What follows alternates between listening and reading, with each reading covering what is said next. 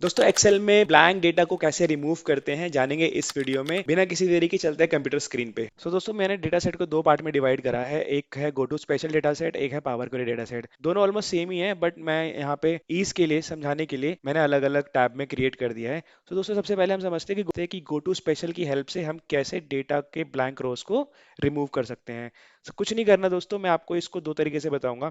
एक कीबोर्ड के शॉर्टकट से, दूसरा रिबन के शॉर्टकट से। तो दोस्तों अगर बात करें रिबन की, तो हम इस एरिया को रिबन कहते हैं, इसको मेन्यू बार भी कहते हैं कई लोग। अब इसमें से मेरे को कौन सी चीज ऐसी लग रही है जिसमें मेरे को डेटा रिमूव करना चाहिए? I think employee ID is the unique identifier for any data set. आप देख सकते हैं कि रो नंबर 6 में डेटा नहीं है, और देन रो नंबर 16 में डेटा डेटा सेट नहीं है, इसके बाद नीचे भी नहीं है। सो टोटल हमारे पास कितना डेटा है दोस्तों? हमारे पास टोटल डेटा अगर सेट की बात करें तो हमारे पास 100 है। उसमें से हमारे पास जो मिसिंग डेटा है उसको देख के लेते हैं। तो मिसिंग डेटा चेक करने के लिए क्या होता है, आपको काउंट ए, एक फॉर्मूला है काउंट ए, उसको आप लगा लो तो जितने डेटा सेट फील्ड है ना वो आपको बता देगा। तो हमारे पास 90 डेटा सेट हैं, क्योंकि मैंने ऊपर के हेडर को नहीं लिया, और हमारे पास 10 डेटा सेट मिसिंग है। काउंट ए की मदद से हमें पता चल गया। अगर हम बात करें और डेटा सेट की, तो सब में 90 डेटा सेट है, और हमारे पास जो रॉ दिख रही है वो हमें 100 दिख रही है। इसका मतलब 10 रॉ का डेटा गायब है। अब मैंने ये देख लिया, अब मुझे पता चल गया कि मेरे डेटा में ब्लैंक्स हैं। अब मुझे इसको रिमूव करके एक फाइनल आउटपुट जनरेट करना है। तो कैसे करेंगे? कुछ नहीं करना है दोस्तों, बहुत ही सिंपल है। कंट्रोल स्पेस बार दबाया, मेरी पूरी रो सेलेक्ट हो गई है। ठीक है, अब कुछ नहीं करना, होम पे गया, और आप ये देख रहे हैं लेंस का फाइनेंस सेलेक्ट, इसको मैंने क्लिक करा। फिर मैं गो टू स्पेशल में गया, गो टू स्पेशल में क्लिक करके, ये आप ब्लैंक देख रहे हैं, यहाँ पे दिखा रहा है कि भाई ब्लैंक, इसको क्लिक कर लिया। अब ये मेरे उस रो के ना सारे ब्लैंक्स को सेलेक्ट कर लेगा, बाकी सारा छोड़ देगा। देखो इसने ना सारे ब्लैंक सेलेक्ट कर लिया, आप देख रहे हैं यहाँ पे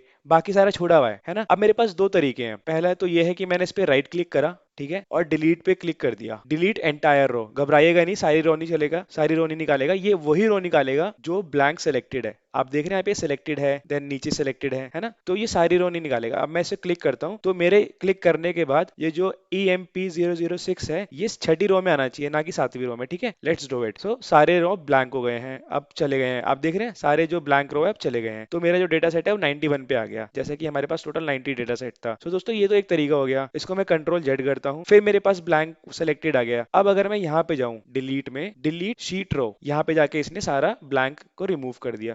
सो ये दो तरीके से हम गो टू स्पेशल में जाके डेटा को रिमूव कर सकते हैं, जो कि ब्लैंक डेटा हो या ब्लैंक रो को हम रिमूव कर सकते हैं। दोस्तों अब चलते हैं दूसरे मेथड पे, जो कि बहुत ही इंपॉर्टेंट है और बहुत ही एडवाइजेबल है। इसको मैं आपको बताऊंगा क्यों एडवाइजेबल है। सो एडवाइजेबल इसलिए है क्योंकि ना ये फ्यूचर में भी अगर आप कोई ब्लैंक डेटा डालेंगे ना, तो वो एक्सेप्ट नहीं करेगा, वो उसको रिमूव कर देगा। पावर क्वेरी एक ऐसा मेथड है जिसके अंदर से आप जब आप डेटा ट्रांसफॉर्म करते हैं ना, लोड करने के बाद पहले आप डेटा लोड करेंगे। ETL का प्रोसेस होता है दोस्तों, ETL में पावर क्वेरी का बहुत इंपॉर्टेंट प्रोसेस होता है। ETL का मतलब होता है एक्सट्रैक्ट, ट्रांसफॉर्म एंड लोड। तो यहाँ पे हम एक्सट्रैक्ट नहीं कर रहे हैं, यहाँ पे हम लोड करेंगे एंड देन ट्रांसफॉर्म करेंगे, क्योंकि डेटा तो हमारा ऑलरेडी है ना, यहाँ पे लोडेड है ना डेटा। तो अब जैसे मैंने ये सेलेक्ट कर लिया, मैं इसको पूरी रेंज को सेलेक्ट कर लेता हूँ, या मैं अगर इसको भी सेलेक्ट करूंगा तो भी हो जाएगा, बट मैं पूरी रेंज को सेलेक्ट करता हूँ। मैंने पूरे डेटा को सेलेक्ट कर लिया, ठीक है, यहाँ तक मेरे पास पूरा डेटा आ गया। मैं डेटा में गया, और आप ये पूरा सेक्शन देख रहे हैं, इसको पावर क्वेरी बोल दो आप, ठीक है ना, इसको पावर क्वेरी कहते हैं। यहाँ पे आप गए फ्रॉम टेबल और रेंज में, तो मैंने यहाँ पे क्लिक करा। अब ये ना इसके लिए डेटा रेंज है अभी। अब ये मेरे से पूछ रहा है कि इसको पहले तो हम टेबल में कन्वर्ट करता है पावर क्वेरी। पावर क्वेरी बहुत ही ऑर्गेनाइज्ड वे है डेटा मॉडलिंग का या data extract transform ETL process का, जिसमें कि आप डेटा को कन्वर्ट करते हैं। उसके जैसे अगर सपोज डेट एंड टाइम है तो उसको आप डेट में कैसे कन्वर्ट करना है, और अगर नंबर को टेक्स्ट में तो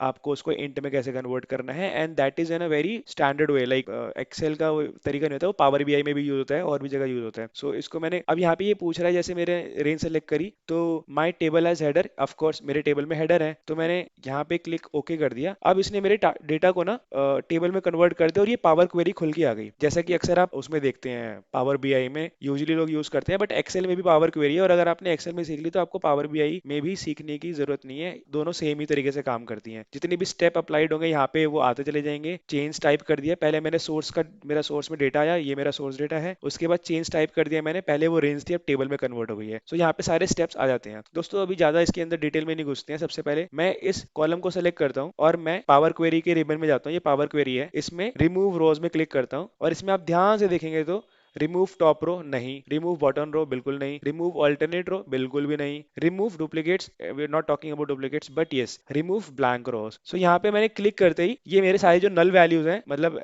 पावर क्वेरी में ब्लैंक्स को नल नल से डिनोट किया जाता है। सो मैं यहाँ पे जैसे ही क्लिक करता हूँ रिमूव ब्लैंक रोज में, तो ये मेरा जो रो 5 का नल नल है या रो 15 का नल है उसको रिमूव कर देगा। Let's do it, remove blank row. अब आपने देखा अभी हमारा सारा डेटा रिमूव हो गया, टोटल हमारे पास 90 सेट ऑफ डेटा आ गया। अब अगर मेरे को अब ये हो गया, अब ये लेकिन ये डेटा सेव नहीं हुआ है दोस्तों। इसको सेव करने के लिए क्या करना पड़ेगा, यहाँ पे क्लिक करिए आप, ये आप देख रहे हैं, इस पे जाइए, एक होता है क्लोज एंड लोड, एक होता है क्लोज एंड लोड टू, कहीं और अगर आपको डेटा को लोड करना है तो, बट हमें तो इसी एक्सेल में रखना है, तो मैं यहाँ पे लिखूंगा क्लोज एंड लोड। लोड का मतलब जो भी हमने चेंजेस यहाँ पे करे हैं वो लोड हो जाता है। जैसे अच्छा मैंने आपको बताया था ना अप्लाइड स्टेप में, ये देखो इसने आपको बता दिया कि आपने यहाँ पे रिमूव ब्लैंक रो भी कर दिया है। तो जो जो आप काम करते हैं ना वो यहाँ पे आ जाता है। सो क्लोज एंड लोड कर देता हूँ मैं इसको, and now you will see कि जो मेरा लोडेड डेटा है बहुत ही स्ट्रक्चर्ड और नाइस वे में यहाँ पे लोड हो गया है टेबल वन करके, और जो मेरा पुराना डेटा है वो यहाँ पर है। अब आप चाहो तो इसको डिलीट भी कर सकते हो, इसको आप फाइनल डेटा की तरह पे यूज कर सकते हो, या फिर आप दोनों को रहने दे सकते हो, इट्स अप टू यू, ठीक है। और अगर रही बात मेरे इस टेबल फॉर्मेट के कलर की, तो मैं इसका कलर भी चेंज कर सकता हूँ। फॉर एग्जाम्पल यहाँ पे जाके मैं, सॉरी टेबल ये वाला, यहाँ पे जाके मैं इसको कोई भी कलर चूज कर सकता हूँ। लगता है मैंने आधा डेटा इसे सेलेक्ट करा था, तो या मैं यहाँ पे कोई भी